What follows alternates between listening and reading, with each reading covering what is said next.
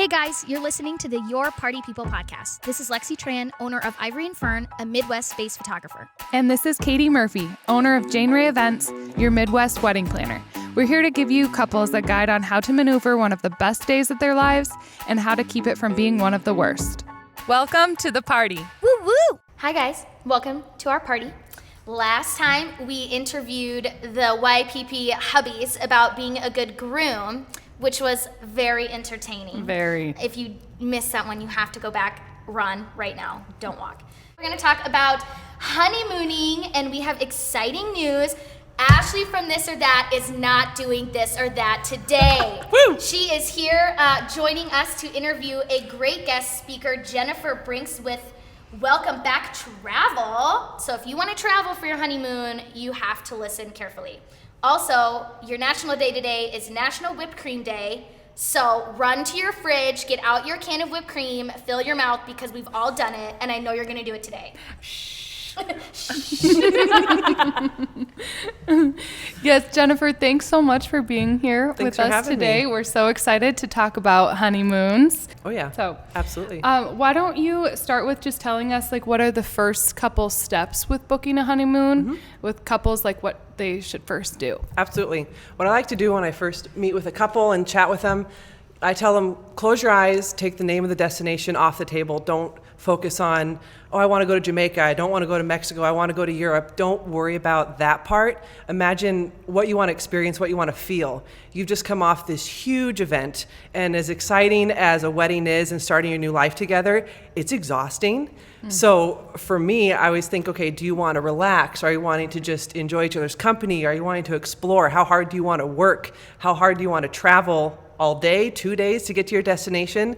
So once we can get the feel and the atmosphere of what they're wanting to experience, then my knowledge and expertise of, okay, based on what you're saying, this is going to be a great destination for you, or this would be perfect for you. It might not be something they had even thought of, but going off of what they want to feel can really make a big difference for their destination. That's a great way to start. Great way to think about it. Now, Ashley, I'm going to turn it over to you because Ashley actually worked with Jennifer planning their honeymoon a couple years ago now. Mm-hmm. Yeah. So, Ashley, tell us a little bit about your experience and all of that. Yeah. So, when we started planning, it was funny because Jen had just planned a Mexico trip for us 6 months before. So we felt like we didn't need to do tropical because she just planned us an amazing tropical trip. So we decided to go, we wanted to go somewhere both Eric and I had never been, which turned out to be pretty difficult. So Jen brought out a map and basically pointed at all of these places, and then I had to say whether or not I had been there.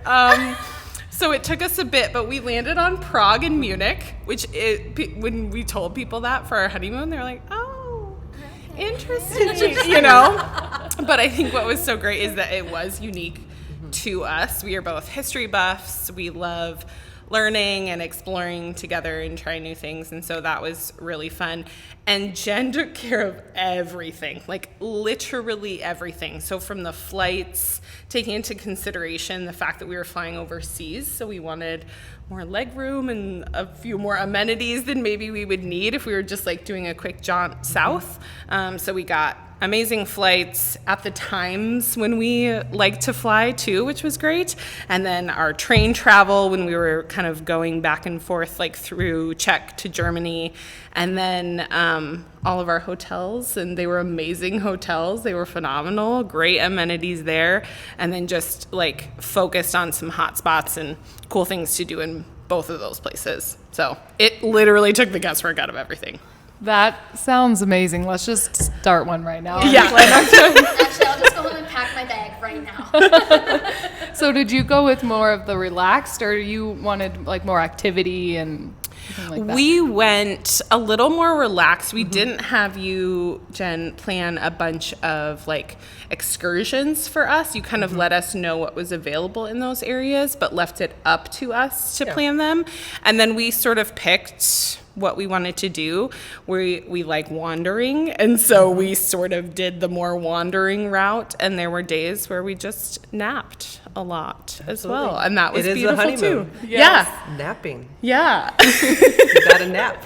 Yep. So we did that, and explored and that sort of thing. So it was nice because we did want to relax, because the planning process of a wedding, you're right, is can be stressful, and like just a lot of family time and people time, and it was good.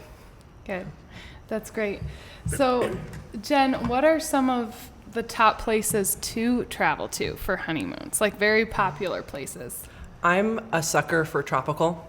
There's something to be said for turning your brain off, putting your wallet in the safe. You don't have to worry about a thing. Do I want steak? Do I want mahi-mahi? Do I want to try sushi? I mean, you can try these things and not have to worry about, oh, I don't want to spend $15 on this tropical cocktail, so I'm just going to have a glass of water. So after making all these wedding decisions, and it's nice to have someone to help you make those decisions, but it's still a lot of brain power going into that wedding and the reception and everything after. So tropical is fantastic for a honeymoon, because you don't have to worry about a thing. Do I want to lay by the pool? Do I want to go to the beach? Do I want to sit in the shade? Do I want sunshine? Should I have a cocktail now and later? It's it's nice. You get back to that basic level of needs, and it's just you and your new husband or wife, and you don't have to worry about a thing, and you just get to reconnect or start to connect, because you're starting your life together without having a care in the world of, oh, we got to get an Uber, or do we want to rent a car, or where do you want to go for dinner tonight? It's just, so the big three, the easiest ones to get to from Sioux Falls, if you're based in the Midwest, would be Mexico, Jamaica, and the Dominican. They are amazing. It's safe, especially when you're at a nice resort. You don't have to worry about anything whatsoever. You can get there by 1, 2 o'clock. And you can still get sunburnt your first day. Yeah. So, those are really the big three. If you want to go a little bit more exotic, you might have to go out of Omaha or Minneapolis, but you can't go wrong. There's some amazing resorts in those big three. Great. Love that. Great. Yeah. Oh my gosh. So the next question would be, what can couples expect to spend on your average honeymoon? For a honeymoon, it's more than just, we want a quick getaway. And prices, have been trending a little bit higher because the demand is so big right now. Anywhere for 2 people, starting in that $4,000 would be kind of your starting point, but $5,000-$6,000 you would get some decent properties. You can go as, obviously the sky's the limit, if you want a jacuzzi tub on your balcony, if you want a rooftop terrace, if you want a butler to unpack your clothes and to wait on you hand and foot. Butler service, let me tell you, it is real nice. Well, that sounds great. It's really nice. Oh, no. Usually it all just stays in my bag in a pile. Oh, yeah. Come back to your room, and the jacuzzi's drawn with a bubble bath and candles, and they just, they're magical genies. What? Yeah. Oh, yeah. From personal experience, I can tell you, it is real nice. So there's, you could be so creative. There's so many different types of resorts, different room categories. It's really cool. And you would still say the average is around that 4,000. That's your starting point. Yeah. Okay. But 5 to 6, depending on how creative you want to get, how many nights you want to be gone, how upgraded rooms and service you want to get. But 4 to 6, you could do a lot with that. Absolutely. Which I feel like is a fair price, especially if you are wanting to go somewhere tropical. I feel like people think they're going to spend $12,000 just to get there and things like that. I don't think people realize if you budget right and you plan accordingly, that you can make something like that work. Yeah. Right. And you just get one honeymoon. It's not a vacation. Yeah. It's a honeymoon, so it's different. And you want it to be special. You're starting your life together, so it's worth it to, maybe don't go out to eat so much and save up. What's nice, that majority of what I do is just payment plans. Right. So you can make little payments along the way. So if you wanted to upgrade, or if Aunt Susie wanted to chip in and give you a wedding present and wanted to help pay towards the honeymoon, you could get that butler, you could get that jacuzzi on the balcony. You can really splurge with some of those things. Wow, that is so great to know. So if a couple were to reach out and start planning, when would you say they should start planning with you? How far out from when they're planning to take the trip? So airfare is out usually 10 to 11 months in advance. So that's a good time frame. If you're trying to go over a super popular time, pretty much anytime there's a holiday or kids are out of school, you can reserve a room ahead of time and then we add the airfare later. But kind of that 10 to 11 month time frame is standard. That way we can get the best airfare, we can get the room category that you want, so you don't have to worry about leftovers.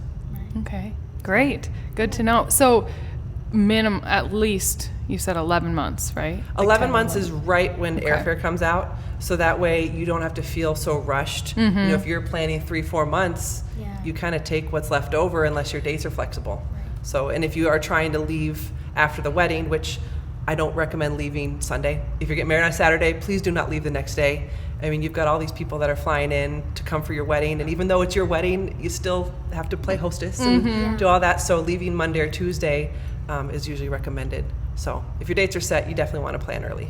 So Jen, what are some of the benefits of booking with you or a travel agency instead of just like going on my own and planning it? Oh, absolutely. So, you know, especially with tropical destinations, if we're focusing on that, everything looks pretty online.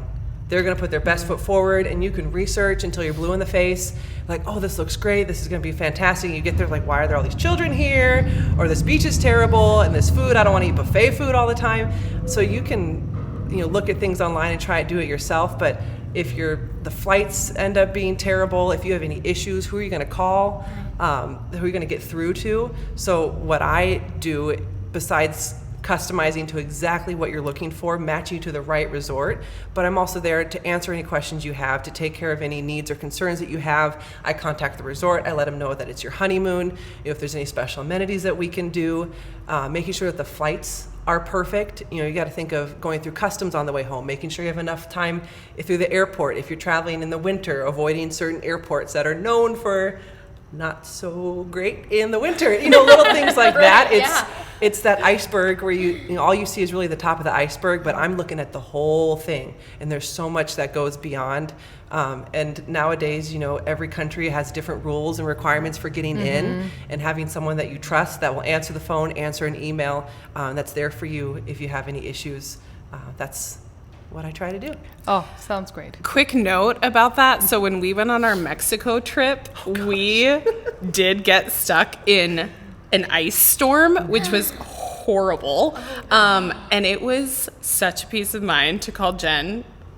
So sorry. We called you so many times. But we called you and you took care of the rescheduling, the rebooking. You got us a hotel that night in Minneapolis, all paid for. You got us food vouchers. Like, it was incredible just to have that peace of mind. We didn't have to mess with any of that, and we could just go about our day stress-free and like check in the next day. And then on top of that, you extended our Mexico stay by a day because we would have missed that first day, and you took care of that to get our full stay. So that stuff, I would have no clue how to go about doing that, and we would have just missed out on a full day of our vacation. And Jen took care of all of it, and then we just got to check in like normal. So that's crazy. Yeah, I legit probably would have just missed half my vacation. I would have been like, Tommy, we're going home. I don't know what to do. Like, we live at the airport now, and we lost 2 days for our trip. You're welcome. I don't know. I get to play therapist. I had to calm, like, just, okay, go have a cocktail. Just, I will get back to you. Like, I will take care of this. You know, we just, sometimes we can make it work out like that, and sometimes, you know, the situation, you know, we do the best we can, and we take it one day at a time. And if there's schedule changes, if there's weather issues, just knowing that there's someone that you could call or text if you have a concern or an issue like that, it's just nice having someone in your corner. Yeah, absolutely. Especially just because airports are just stressful in general. Like, you step foot into an airport and you're like, oh, I'm already stressed. Like, even if like you're on time, like even like when we've traveled internationally, like we'll get to the airport like 4 hours before our flight to check in, and everything's smooth, but you still have this like ball of anxiety in your body, like, I'm gonna miss my flight, the gate's gonna be shut, they're gonna switch my, like, there's always something that like stresses you out about traveling, because like how often do we actually do that? And so that would be amazing. And it's such an important trip, so you already have the emotions into it, because it's such a big deal to begin with. So Holy cow. Well, our next question would be, what's the right amount of time to take for a honeymoon? So what time frame would you suggest for a couple?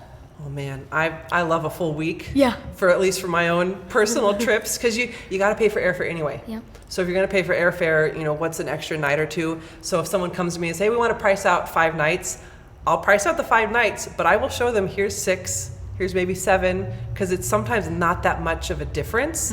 Because if you're only going, for 5 nights, that's 4 full days in destination. Right. 4 full days to play. Your first day is your what the heck's going on. Your last day is the I'm so sad it's my last day.